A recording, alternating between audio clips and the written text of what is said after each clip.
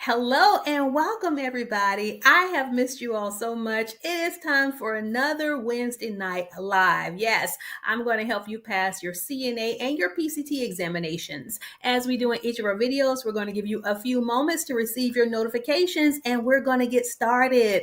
While we're waiting, I want to say congratulations to all of those CNAs, including Deshawn. She passed her exam today with passing, flying colors. Congratulations. So many of you all are passing your exams, and we are proud to be your partners to help you do so. Don't forget that when you go to nurseeunice.com, you can purchase our $7 vital signs bundle. We also have other bundles, CNA medical terminology. It just helps us. It helps support our team as we create all of these wonderful free videos. But sometimes we need to also go ahead and help ourselves. So support us the way that we support you. Just scan the QR code that's on the screen and purchase one of our bundles. We greatly appreciate it.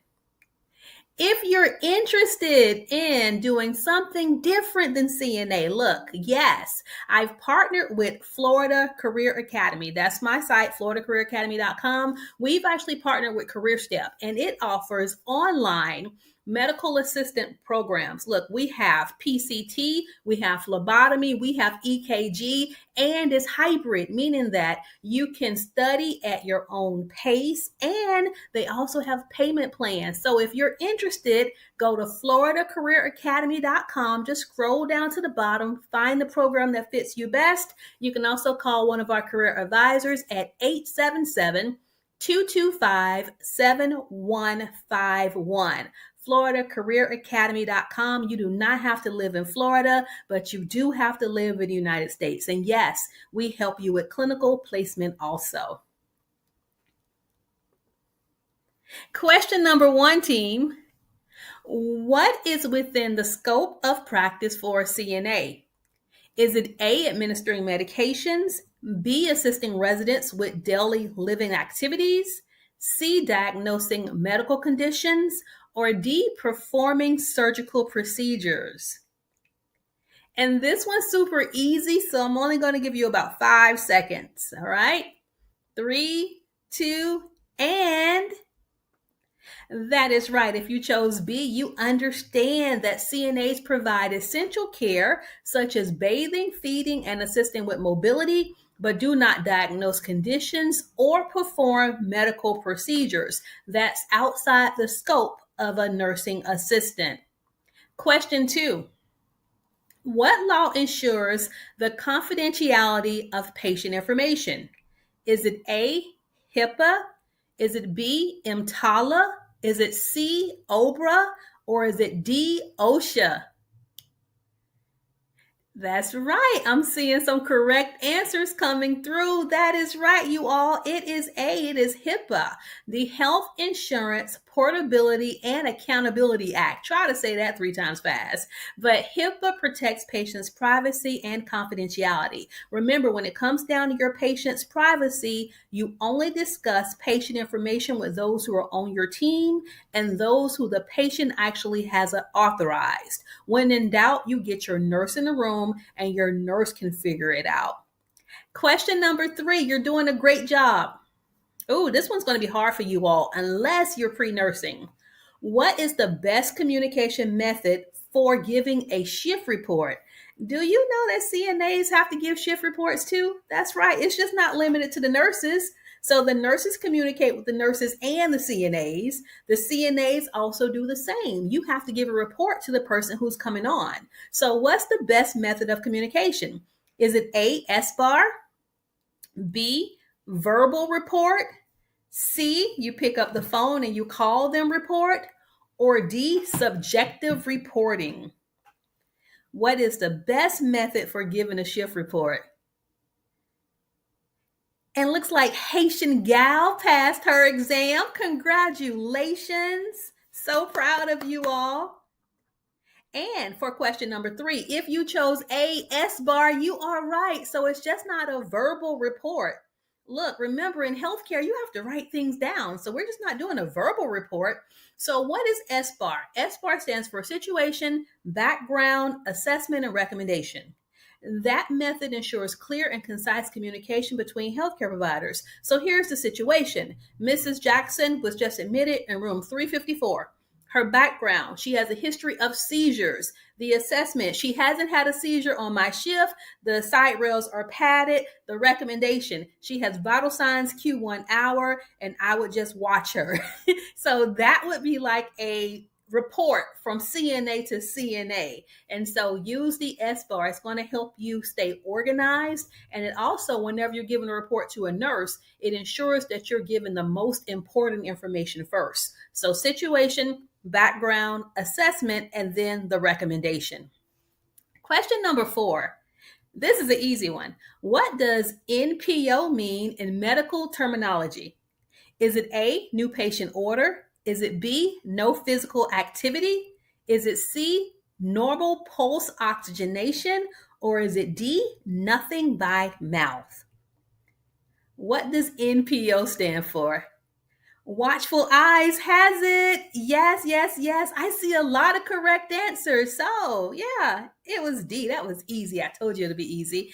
NPO means nothing by mouth. The patient cannot eat or drink anything. But let's talk about how you communicate with these patients. Do not go into your patient's room and say you're NPO. The patient has no idea what you're talking about. So how would you say it instead? You've looked at the care plan. You've looked at the order. The order says NPO. The nurse should have already provided this information to the patient, but sometimes the patient is like they don't remember.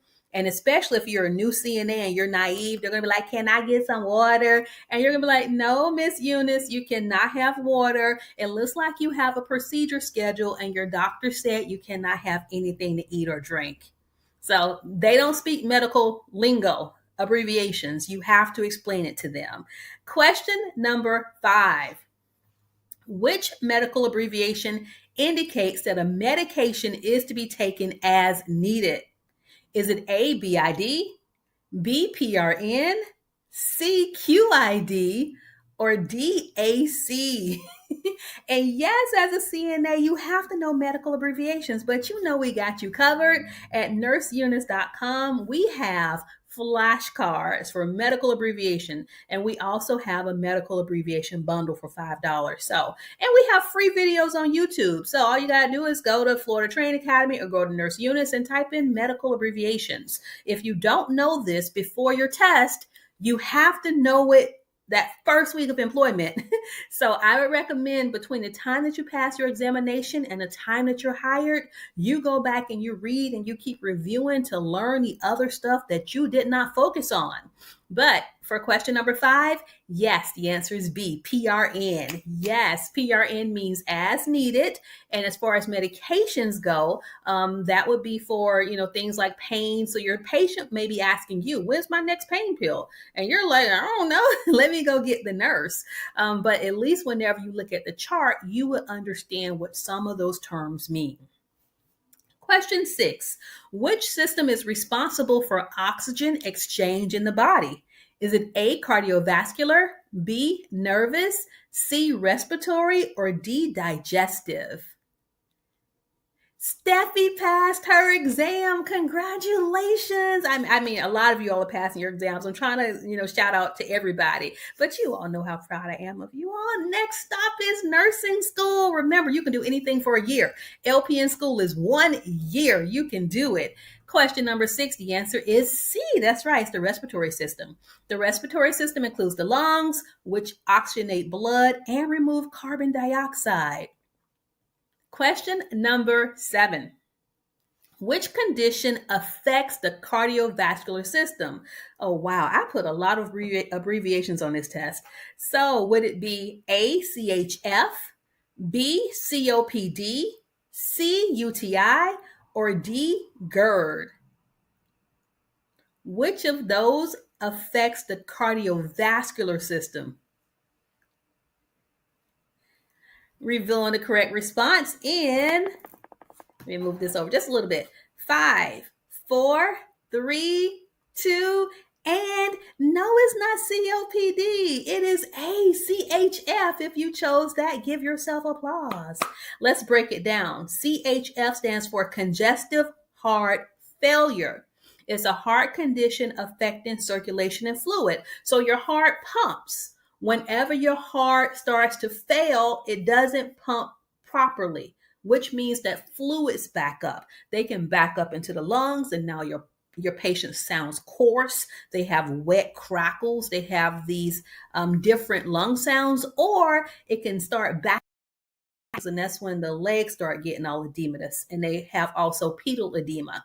So congestive heart failure is a fluid issue because the heart has failed, it's not pumping, versus COPD. COPD stands for chronic obstructive pulmonary disease. And that's usually what happens whenever we have someone who smokes. They may develop COPD. So pulmonary means respiratory. So that would be a chronic respiratory condition, which is why the answer was not B. Question number 8. What is the most effective way to prevent the spread of infection?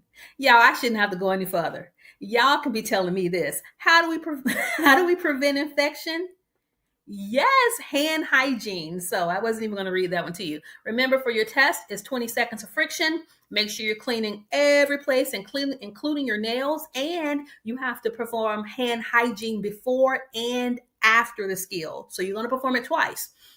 Research indicates, so not just what we see at our training facility in Jacksonville, Florida Training Academy. Go ahead and give a plug. If you've stayed this long, you need to go ahead and give us a thumbs up. Go ahead and like the video, and don't forget to tell a friend to tell a friend.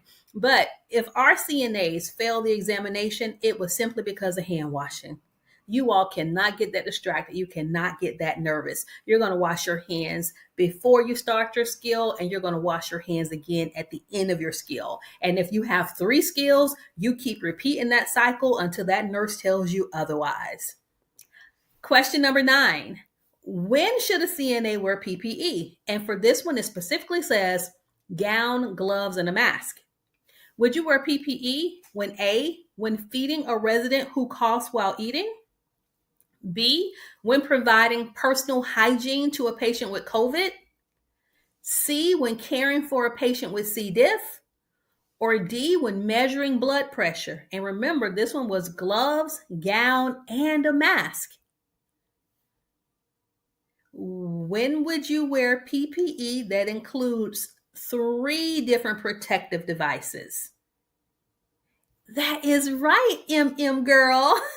Yes, you all have it. It is B, when providing personal hygiene to a patient with COVID. Look, at a minimum, you're going to have on gloves, a gown, and you're going to have on a surgical mask. However, if the nurse is in there suctioning this patient or doing anything that's going to cause this patient to start aerosolizing, maybe they're coughing a whole bunch, that's when you need an N95 respirator. That's when you need a different type of mask. Eye protection is also recommended since COVID sometimes can spread through droplets contacting the eyes. So at your facilities, they're going to help you know what type of isolation, what type of garment should be utilized based on your patient's condition. Question number 10, and I know my slides say we're going to 50, but I need some motivation because I'm a little bit tired. It's 9:30 at night, so we're going to go to 25, but I will give you your next 25 if I get 10 people in the chat who put more. If you put more in the chat, I'm going to give you your other 25 on Friday Night Live. That's right. So this week is going to be Wednesday Night Live and Friday Night Live if I get 10 more. So, all right. So the next one is, what is the normal range for an adult's blood pressure? Is it A, 30/90 up to 160/100? I see all the mores coming through. Is it B, 80/40 up to 110/70? Is it C, 90/60 to 120/80? Or is it D, 120/80? And I know that's a lot. And for my TikTokers, I've ordered the smart board. So you're going to be able to see the questions in the future because I want you all to see too. This one's hard, but ooh, it's not D, you all. Yes, it is C. I see you, Solange. It is C because I asked for a range. A range would be 2 sets of numbers. So just tell me 120/80, that's a normal blood pressure. I specifically asked for the range. And so a normal blood pressure is typically between 90/60, so that's the low end, and 120/80. Remember that a range consists of two numbers or two readings. So with that being said, that means that a blood pressure of 110/70 is normal. That means that a blood pressure of 114/78 is normal. Anything that falls systolic between 90 and 120 or diastolic 60 to 80 is normal. If it's lower than that, that patient is hypotensive and they're at risk of fainting, being dizzy. If it's higher than that, there used to be, and this just changed this year with the American Heart Association, we used to have something called prehypertension. They've gotten rid of that. Pretty much now they're saying if your blood pressure is greater than 120/80, you have hypertension. But if you don't see your nurses panicking, that's because normally your patients won't have symptoms until the pressures are much higher. Question 11, what should a CNA do if a patient's pulse is irregular? And remember, when you're taking your test, you're feeling for the radial pulse. Remember radial.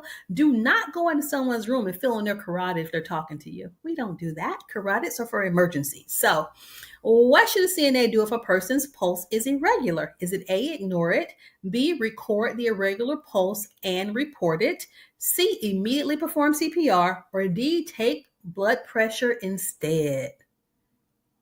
And Crystal, I'm sorry to hear you failed your test twice. Send us your results. So anyone who's failed their test, you send us your results and we will send you a customized plan. Our email address is admin@fltraining.com, admin@fltraining.com. We find that usually when students fail their examinations, it's because they didn't really learn the terminology. They have English as a second language, or they probably needed an audio earpiece and they did not request that. So remember, you can request, or your teacher can request that you take your test with an audio earpiece so the questions are read to you, the answers are read to you, you can play them back again. At the end of the day, nobody cares that you had to have assistance with your test. Your future employee won't know. What we will know, at least in the state of Florida, is that you only get 3 attempts to pass this test.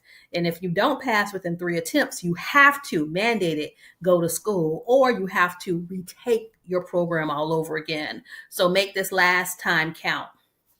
All right, and so yes, it was B. You're going to report it and also record it. An irregular pulse may indicate a medical condition and should always be reported to the nurse. Question 12.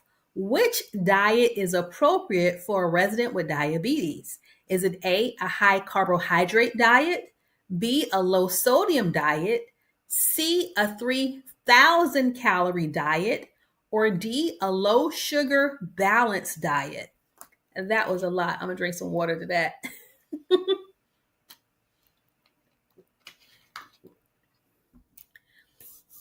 And Navi, this one on YouTube starts at 9:30.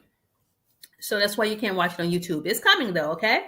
All right, and so I thought I switched the time, but the reason why this one starts at 9:30 is because my babies who are in my CNA class this week, they don't get out of class to 9. I want to give them time to actually watch also. So, hey, y'all. All right, so for 12, if you chose D, you have it. So no, we're not going to give them 3,000 calories. That's way more than a daily recommended calorie intake. So diabetics need controlled carbohydrate intake to manage their blood sugars. And if you ever see one of your diabetic patients, if they skip a meal or they don't eat, you need to let your nurse know, because more than likely your nurse has already given them their anti-diabetic medications. Not all the time will that be insulin. It could have been a pill that the nurse has already given this patient. So that pill is going to be lowering their blood sugar. And if they don't eat, guess what's going to happen? You're right. They're going to go into a hypoglycemic state. They're going to start sweating. They can become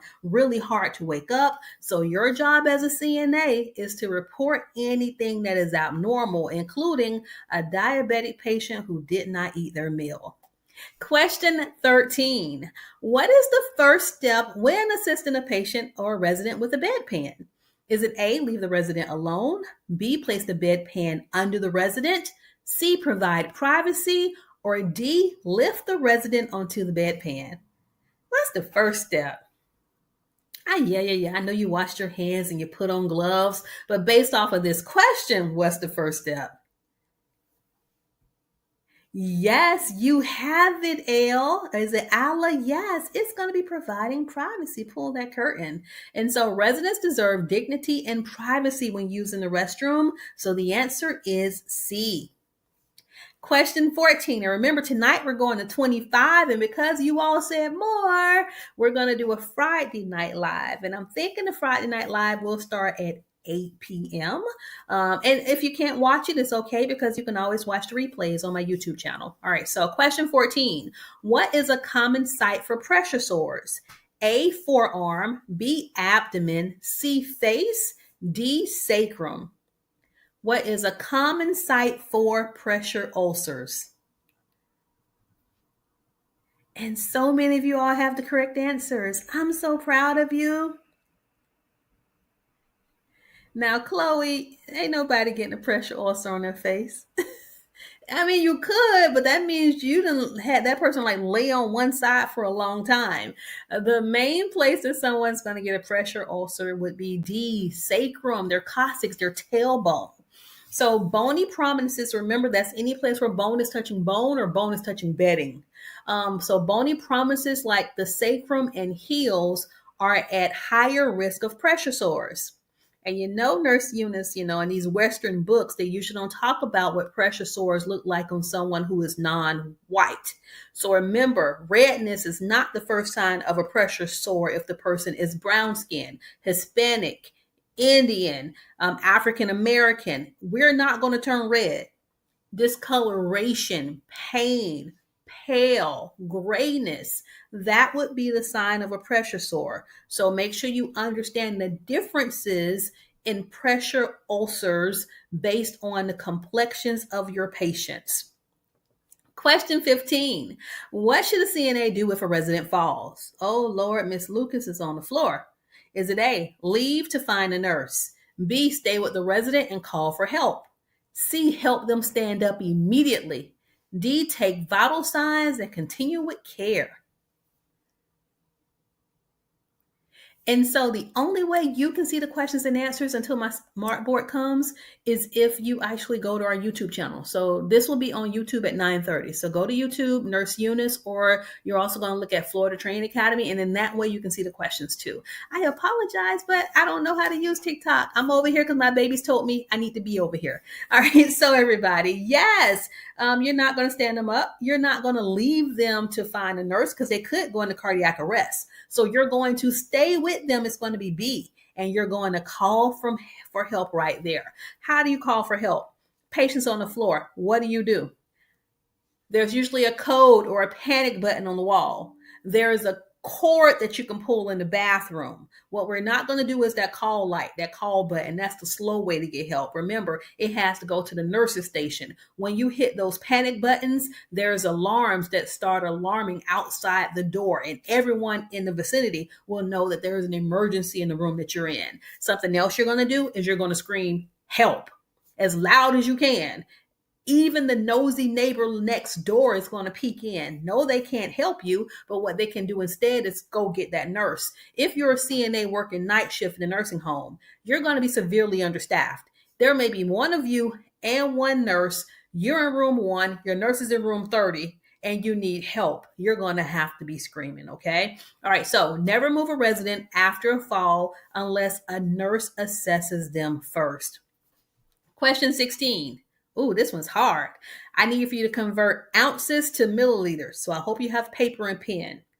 Convert 12 ounces to milliliters. And I want you to know there is a 1 to 30 ratio. So 1 ounce equals 30 mLs. That's your hint. So if you have to convert 12 ounces to mLs, remember there's a 1 to 30 ratio. So would the answer be A, 120 mLs, B, 240 mLs, C, 360 mLs, or D, 480 mLs? Amadine, congratulations on passing your test. And thank you so much, Aisha. Yes, for everybody who chose C. Yes, it's 360. I need for you to practice this because every now and then on your CNA test, one of your multiple choice questions may have conversions. Why are conversions important? Because we're not going to see a patient drink 16 ounces of water. We have to break that down into the smallest increments, which will be mLs or cc's. For the state of Florida examination, when it comes to urine output, you have to document in cc's or you fail. Same exact amount of fluid. They're equivalent. An ml is equivalent to a cc, but for whatever reason, taking your test in Florida, you would have to put that the patient had 360 cc's of urine as output versus 360 mLs. If that does not make sense, ask your instructor, okay? Just trust me, I've been doing this for a long time. Question 17. A resident in a long-term care facility has MRSA in a wound. What type of precaution should be used? Is it A, contact, B, airborne, C, standard, or D, droplet?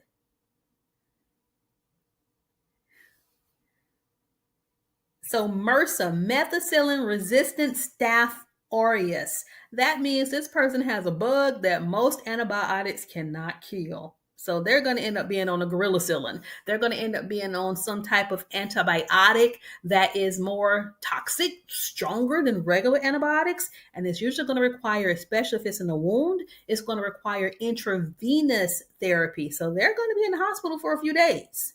And they're going to be on contact isolation. So yes, the answer is A. You have it. Good job. And so that's the wrong slide there. Just forgive me for that one. All right, question 19. What does A and O times 4 mean in documentation? Is it A, alert and oriented to person, place, time, and situation?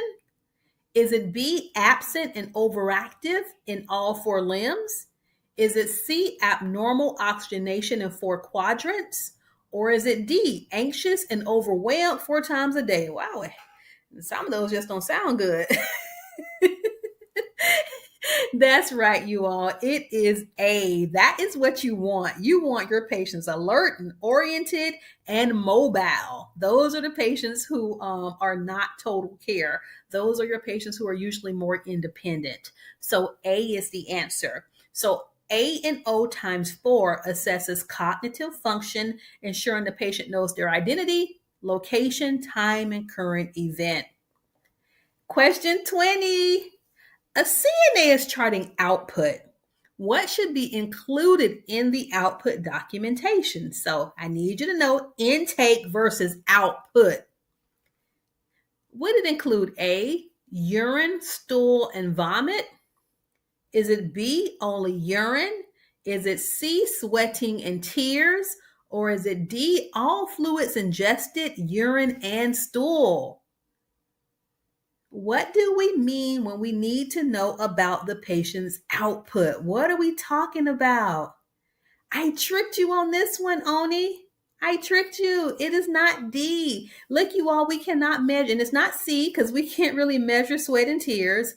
The reason why it's not D is because I asked for output, and D says all fluids ingested. So that would be intake. So anybody who chose A, that's right, Stormy. Look, what comes out is output. So urine, stool, vomit, if they have a dressing and maybe like a drain, the bloody drainage, that would be considered output. At the end of the day, what goes in should match what comes out. If not, your patient's going to have a fluid deficit. What does that mean to you? Your patient's going to be dehydrated. And whenever they get dehydrated, they can get urinary tract infections. They can have electrolyte imbalances and your patients go wonky. So that is why we're like, hey, how much did your patient drink? You may have an attitude. Don't get an attitude. Go in there and you count those cups of water that they had. So if they had 2 cups of water and each cup was 240 mLs or 240 cc's, that means they have 480 mLs for breakfast. I need to see 480 cc's of urine in that toilet. Because remember, what goes in should match what comes out. If they ate breakfast, lunch, and dinner, I should see a bowel movement. So think of it like that. It needs to be equal, or that means your patient is either constipated or they're dehydrated or they're just getting a whole bunch of urine out, and we need to know why. All right, so question 21. A resident begins choking while eating. They are coughing forcefully. What should a CNA do? Is it A, perform abdominal thrust, B, lay the resident flat on their back, C, call for help immediately, D, encourage them to keep coughing? Your patient is choking, but they're coughing. What do you want them to do? That is right, everybody. You encourage them to cough. They're not choking. They don't have 100% a 100% blockage. So they have a partial obstruction. The goal would be for them to cough it up. Even if it doesn't come out of their mouth, they can still swallow it down where it should be going. So the answer is D. If a resident is coughing forcefully, it means their airway is only partially blocked and they are still able to move air. The CNA should encourage them to continue coughing to clear the obstruction on their own. Perform an abdominal thrust. You'd only do that when the person can no longer talk or cough, okay? So most adults will know the universal choking sign. So once they stop coughing, that is when you're going to step into action. So abdominal thrust is when they're no longer coughing. You wouldn't lay them flat unless they become unresponsive. And so if a choking person becomes unresponsive, yes, you're calling that code and you're starting CPR. You're not worried about trying to clear the airway. Start your chest compressions. And anytime you would give breaths, that is when you go open up their mouth to see if you can see the object. And if you can, you do a sweep and remove it. Question 22. A resident with diabetes is acting confused and shaky. What should the CNA do first? A, check the resident's blood sugar. B, offer a source of sugar like orange juice. C, notify the nurse immediately. D, place the resident in bed and monitor them. Let's see. Thank you so much. I got a gift. Yay. All right, so your patient is shaky and they're confused and they're diabetic. Do not go beyond your scope of practice. So that's right, Crystal and Amanira. I think I said that correctly. You're absolutely right. Yes, you got to notify your nurse. So some facilities will allow you as a CNA or a PCT to check the blood sugar. You got to notify the nurse. Because whether the sugar is high, low, or normal, you got to notify the nurse because your nurse needs to assess this patient. So hypoglycemia can cause confusion, shakiness, and sweating. So even though you think you know what the cause is or the problem, that nurse still has to come and assess that person. Because if the person is confused, if they have a mental status change because their sugars are low, they're not safe to have oral intake. Your nurse will have to start an IV and give dextrose intravenously. So get your nurse in the room. The nurse will need to assess the patient before liquids, fast-acting sugars, or beverages are given to them. And then once their sugars are up, remember, we just gave them sugar, so it's going to spike. If we don't do something, it's going to crash again. So once their sugars are up, we have to feed them. And we're usually going to feed them something with protein. So that's why all your diabetics get a bedtime snack. It's usually a turkey sandwich because the carbs from the bread are going to bring the sugars up, but then that protein, that meat will help stabilize the sugars. If you all don't have turkey sandwiches, you'll usually give like peanut butter and some crackers. Okay. So make sure your diabetic patients get their snacks. Question 23 is another one about vital signs. A CNA is measuring a resident's blood pressure. They hear the first sound at 150 millimeters of mercury and the last sound at 90 millimeters of mercury. How should this be documented? Is it A, 150/90? Is it B, 90/150? Is it C, 150/100? Or is it D, 100/90? Because I need for y'all to not just know your numbers, to know how to document your numbers.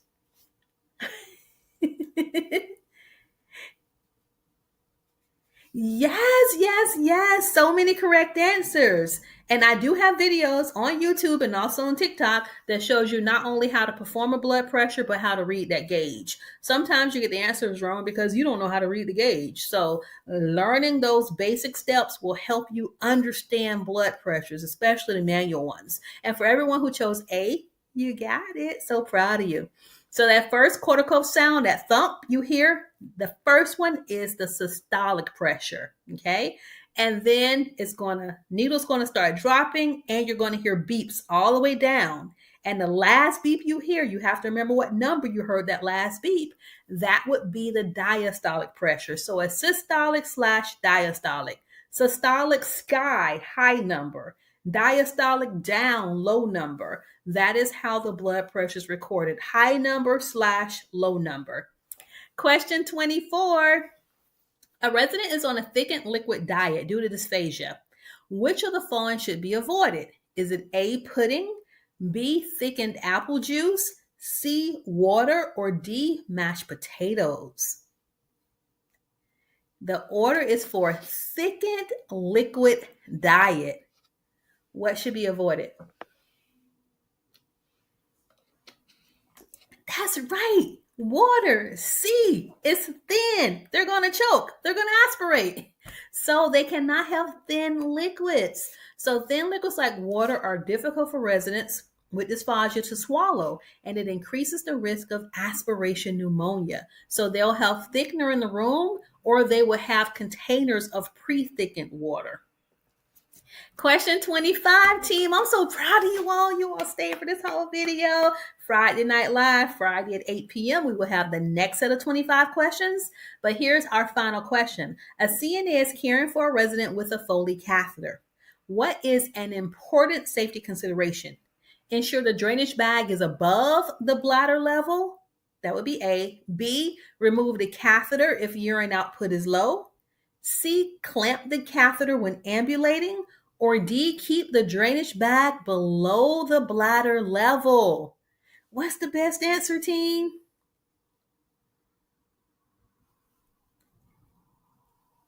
That's right, below D. Because if we bring that bag up, that means that old urine is going to go back into the system. The old urine can go back into your urinary tract and it's going to cause a UTI. So keep that bag low. Everything should be draining down dependently. So yes, the answer is D. Keeping the bag below the bladder level prevents urine from flowing backward, thus reducing infection risk. And you all know how much I appreciate you all and how much I love being your teacher, your instructor, and you're doing the right thing. You're starting off as a CNA. And then from here, most of your hospitals have internal training programs. So whether you're interested in being a radiology tech, a sonography tech, a cardiovascular tech, an EKG tech, I need you to get in. And then once you get in, behave. Don't be there showing your butt. Behave so that you can get that free in-house training, paid training, so you can go further and actually pursue the career that you may be more interested in. So CNA is just to get your foot into the door. And don't forget that we have our online CNA exam prep course. Yes, it's only $29.99. So many people have used it to help study, prepare for their tests. It has a question bank. It has flow charts. I thought of everything to make sure that you are successful. You can access that by going to nurseeunice.com or fltraining.com. And as we say in all of our videos, you all remember that caring CNAs become caring nurses. So I need for you, above anything else that you do, knowing skills are cute. I need you to know your skills. But being there when that patient is sick, holding their hand, being a nice person, actually working with a team, that's what we need in healthcare right now. So I hope that's you, and I'll see you all on Friday for Friday Night Live.